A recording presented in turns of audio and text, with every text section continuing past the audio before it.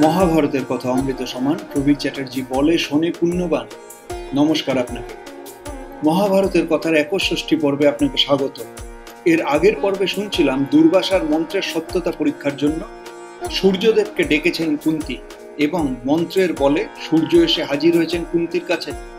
বলেছেন, ভদ্রে, তোমার মন্ত্রের শক্তি আমাকে তোমার কাছে বশীভূত হতে বাধ্য করেছে। এতক্ষণ কৌতূহলী থাকলেও এবার প্রেমহীন শারীরিক মিলনের সম্ভাবনায় আপত্তি জেগেছে কুন্তীর মনে। তিনি বলেছেন, ভগবান, আমি নিতান্ত কৌতূহলের বশে আপনাকে ডেকেছিলাম, আপনি ফিরে যান। নৃসিংহপ্রসাদ ভাদুরী বলছেন, কোনো যুবতী যদি সঙ্গমের বাসনা নিয়ে এক পুরুষকে ঘরে ডেকে বলে, আমি মজা করছিলাম, প্লিজ আপনি ফিরে যান, তবে সে পুরুষ আর প্লিজড হয়ে ফেরে না। কথাটাকে যুবতী সুলভ সামান্য লজ্জা ভেবে পুরুষ তখন ভদ্রতার সম্বোধন ত্যাগ করে। সূর্যও তাই করলেন। তিনি বললেন, যাব, নিশ্চয়ই যাব, তবে তার আগে তোমার গর্ভে আমারই মতো একটি পুত্র দিয়ে যাব। সেই ছেলের শক্তিমত্তা হবে দুনিয়ার সমস্ত বীর পুরুষের চেয়ে বেশি, আর দেখতেও হবে ঠিক আমারই মতো। ঠিক এমনই সোনার বর্ম আটা তার গায়ে, এমনই দুটি সুবর্ণ কুণ্ডল তার কানে। তুমি যেমনটি চেয়েছিলে সেই রকম পুত্র হবে তোমার, তবে এর জন্য তোমার সঙ্গে মিলন সম্পূর্ণ করেই যেতে হবে আমাকে। সূর্যের অকপট সঙ্গমেচ্ছা প্রকট হয়ে উঠলেও কুন্তী যে এই বিষয়ে খুব একটা আগ্রহ দেখালেন তা মোটেই নয়। নিরুপায় সূর্যদেব এবার ভয় দেখালেন। তুমি যদি আমার কথা না শোনো, আমার যা প্রিয় কার্য তা যদি না করো, তবে তোমার পিতাকে এবং সেই ব্রাহ্মণের উদ্দেশ্যে অভিশাপ উচ্চারণ করব আমি।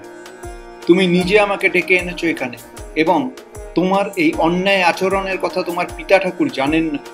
অতএব তোমার এই অপরাধে তোমার পিতাকেই অভিশাপের আগুনে দগ্ধ করব আমি।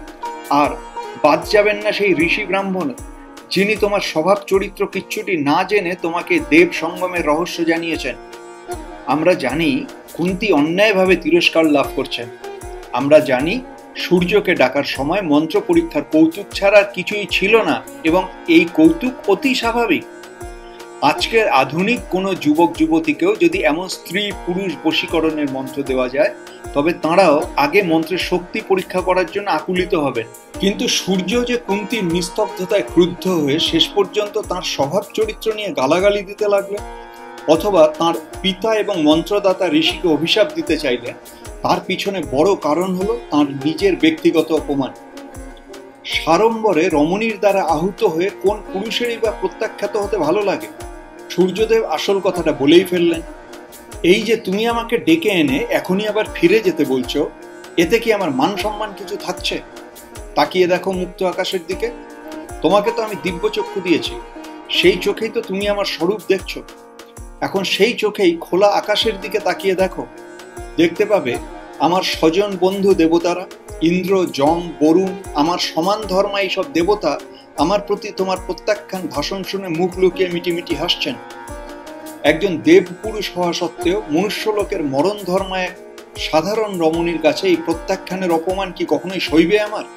কুন্তী চেয়ে দেখলেন আকাশের দিকে, দেখলেন সত্যি দেবতারা আপন রূপে বিদ্যমান, কিন্তু তাঁরা দৃষ্টি রেখেছেন মর্ত্যলোকের এই ঘটনার দিকে। কুন্তী এবার সত্যি লজ্জিত হলেন। তাহলেও তিনি সূর্যের কাছে নিজেকে সঁপে দিলেন না। তিনি বললেন, আমার আত্মীয় স্বজন কুলজনেরা থাকতে আমার এই কাজে সমত কুলাচার লঙ্ঘিত হবে। আমার অবৈধ মিলন ঘটলে আমার পিতৃবংশের সমস্ত কীর্তি ধুলোয় মিশে যাবে। তবু আমি নিজেকে সঁপে দিতে পারি আপনার কাছে, কিন্তু সব কিছুর পরে আমি সতী থাকতে চাই। সূর্য কুন্তীর মনের কথা বুঝলেন এবং সমাজ জীবনের সমস্ত উদারতা সোচ্চারে ঘোষণা করে উত্তর দিলেন, মিষ্টি হাসির সুন্দরী আমার, তোমার পিতা, মাতা বা অন্য কোনো গুরুজন তোমার প্রভু নন। একটি কুমারী কন্যার ব্যক্তিসত্তা যে একান্তভাবেই স্বতন্ত্র। তুমি কন্যা, যে কোনো পুরুষকেই কামনা করতে পারো। আমার সঙ্গে মিলিত হবার পরে আবারও তোমার কন্যা ভাব ফিরে পাবে। সেই সঙ্গে এক মহা যশস্বী পুত্রেরও জননী হবে তুমি। দেবমাতা অদিতির কানের অমৃতময় কুণ্ডল ছিল সূর্যদেবের কানে। দেবদানবের অভেদ্য বর্ম ছিল সূর্যদেবের গায়ে। সূর্য প্রতিজ্ঞা করলেন, এই দুটি তোমার গর্ভজাত সন্তানকে দিয়ে যাব। এবার নিশ্চিন্ত হলেন কুন্তী, স্বীকৃত হলেন সুমধুর সঙ্গমে। দীপ্তিমান সূর্যের পৌরুষে অভিভূত হলো কুন্তীর চেতনা। চিন্ময় দেবপুরুষ প্রবেশ করলেন মৃন্ময়ী কুন্তীর শরীরে। আপন তেজে কুন্তিকে অভিভূত করে শালিঙ্গনে কুন্তির গর্ভাধান সম্পূর্ণ করলেন সূর্যদেব। আধো চেতনের মধ্যে কুন্তি সূর্যের সঙ্গম শেষের সানন্দ আশীর্বাদ শুনতে পেলেন। চললাম সুন্দরী, সমস্ত ধনুর্ধরদের মধ্যে শ্রেষ্ঠ এক বীর পুত্র লাভ করবে তুমি, আর ঠিক তারপরেই তুমি তোমার কুমারিত্ব ফিরে পাবে। মহাভারতের কথা অমৃত সমান প্রবীর চ্যাটার্জি বলে শোনে পুণ্যবান। আপনাকে জানিয়ে রাখি, আমি শুধুই কথক ঠাকুর নই, আমি একজন মিড লাইফ ট্রান্সফরমেশন কোচ। আমার মিশন হলো 1,40,000 পুরুষকে জীবন বদলাতে শেখানো। সেই কাজ সংক্রান্ত আমার অন্য ইউটিউব চ্যানেলের ভিডিও দেখুন, ট্রান্সফর্মিং লাইফ নামের ফেসবুক গ্রুপ জয়েন করুন। মিড লাইফ মানে ক্রাইসিস নয়, মিড লাইফ মানে ট্রান্সফরমেশন। কুন্তী গর্ভধারণ করলেন যে কোনো গর্ভবতী রমণীর মতোই। তিনি যেখানে থাকতেন সেটা কুন্তীভোজের কন্যান্তপুর। আপন সখী এবং পরিচারিকাদের নিয়ে তাঁর একটি পৃথক জগৎ ছিল। সাধারণ ঘরে বিবাহিতা রমণীর গর্ভলক্ষণ প্রকাশ পেলে তাঁর মনের মধ্যে আনন্দের অন্তঃস্রোত যেমন করে তাকে লজ্জিত করে, মথিত এবং উদ্ভাসিত করে, এবং একসময় এই লজ্জামথিত উদ্ভাসই যেমন তার অন্তর্বর্তী প্রাণের সঞ্চারকে অন্যের সামনে প্রকাশিত করে দেয়, ঠিক তেমন করেই কুন্তী নিজেকে প্রকাশিত করতে পারতেন।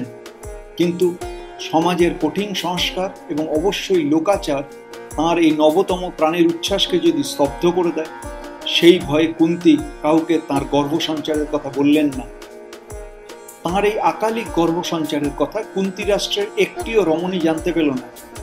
শুধু এক পরিচারিকা, যে সেই ছোটবেলা থেকে কুন্তীর বড় কাছের মানুষ, সেই শুধু দিনরাত কুন্তীর দেখাশোনা করে গেল। যাতে কুন্তীর উদ্গত গর্ভলক্ষণ পুত্রাপি প্রকাশ না পায়, সেই জন্য সে তাকে অন্যরকম সাজিয়ে দিত, অন্যভাবে জামাকাপড় পরিয়ে দিত এবং সবসময় তাকে বাঁচিয়ে চলত। অবশেষে হরিষে বিষাদ মিশ্রিত সেই দিনটি এসে গেল। সূর্যের প্রসাদে সূর্যেরই মতো দেবতার তুল্য এক পুত্রের জন্ম দিলেন কুন্তী। ঠিক সেই রকম সোনার বর্ম আঁটা তার গায়ে, কানে আদিত্য কুণ্ডল, জন্মকালে সিংহের মতো উজ্জ্বল তার চোখ, স্কন্ধদেশ দৃঢ় বৃষল, তার মুখের আদল ঠিক তার পিতার মতোই।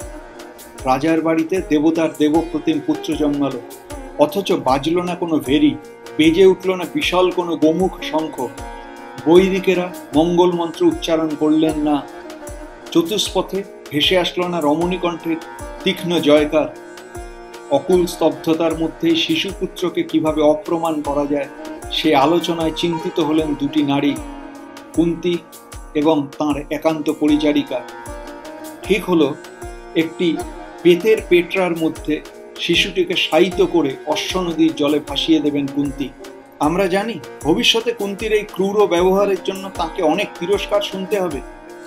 যে শিশুপুত্রকে তিনি চরম নিষ্ঠুরতার সাথে ভাসিয়ে দিচ্ছেন আজ, তার জন্য কুন্তী নিজেই ভবিষ্যতে অনুতাপগ্রস্ত হবেন। কিন্তু যারা সমালোচক হয়ে কুন্তীর সমালোচনা এবং শিশুপুত্রের ভাগ্যের জন্য রসাবিষ্ট হবেন, তাঁরা কি ভেবে দেখেছেন জন্মদাতা মাতা পিতার স্নেহ পেয়েও যাকে বালিকা বয়সে পিতার বন্ধুর বাড়িতে চলে যেতে হয়েছে এবং যার পালক পিতা তাকে সম্পূর্ণ আত্মসাৎ করতে পারেননি, তার মনের অবস্থা কতখানি স্বাভাবিক ছিল? তিনি নিজে কতটুকু মাতৃস্নেহের স্বাদ পেয়েছেন। কুন্তীভোজের গৃহে এসে পালক পিতার আদর পেয়েছেন, কিন্তু এই গৃহে কোনো স্নেহময়ী জননীকে আমরা দেখিনি। কাজেই বালিকা বয়স থেকে বাৎসল্য রসে বঞ্চিত এক দত্তক কন্যার জীবনে যখন অকাল মাতৃত্ব নেমে এলো, তখন সেখানে মাতৃত্বের মর্মের থেকেও বড় হয়ে উঠল সামাজিকতার জটিল আবর্ত। এই আবর্ত থেকে সাময়িক মুক্তির একমাত্র উপায় ছিল শিশুপুত্রকে পরিত্যাগ করা। কুন্তীর পরিচারিকা একটি পেটিকা নিয়ে এসে রাখলো কুন্তীর সামনে। পেটিকাটি বেতের তৈরি। কুন্তী জানেন সূর্যের অক্ষয় কবচ কুণ্ডল যতক্ষণে শিশুর অঙ্গলগ্ন হয়ে থাকবে, ততক্ষণে শিশুর মৃত্যু নেই। অতএব বেতের পেটিকার মধ্যে শিশুটিকে রেখে সেই পেটিকাটি নদীর জলে ভাসিয়ে দিলে কোনো না কোনোভাবে শিশুটির জীবন রক্ষা হবে হয়তো। বেতের পেটিকাটির চারদিকে মোম লেপে দিল কুন্তীর পরিচারিকা, যাতে বেত্র নির্মিত পেটিকাটির ভেতরে জল না ঢোকে। কোমলতা এবং উষ্ণতা বজায় রাখার জন্য পেটিকার ভিতর পেতে দেওয়া হলো নরম কতগুলি কাপড়।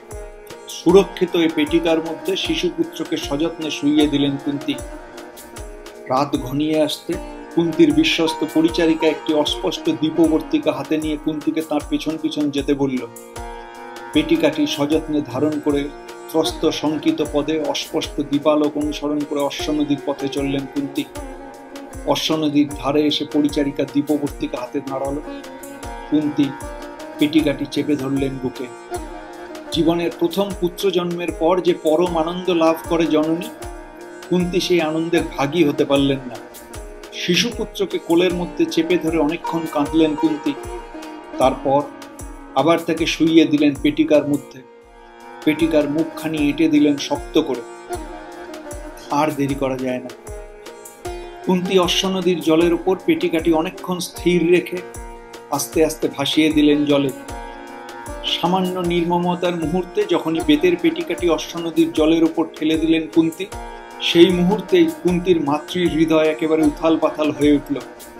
কান্নায় ভেঙে পড়ে কুন্তী অন্তরিক্ষ লোকের সমস্ত দেবতাকে বিচলিত করে তুললেন, যাতে প্রাণপ্রিয় পুত্রটি শুধু জীবনে বেঁচে থাকে।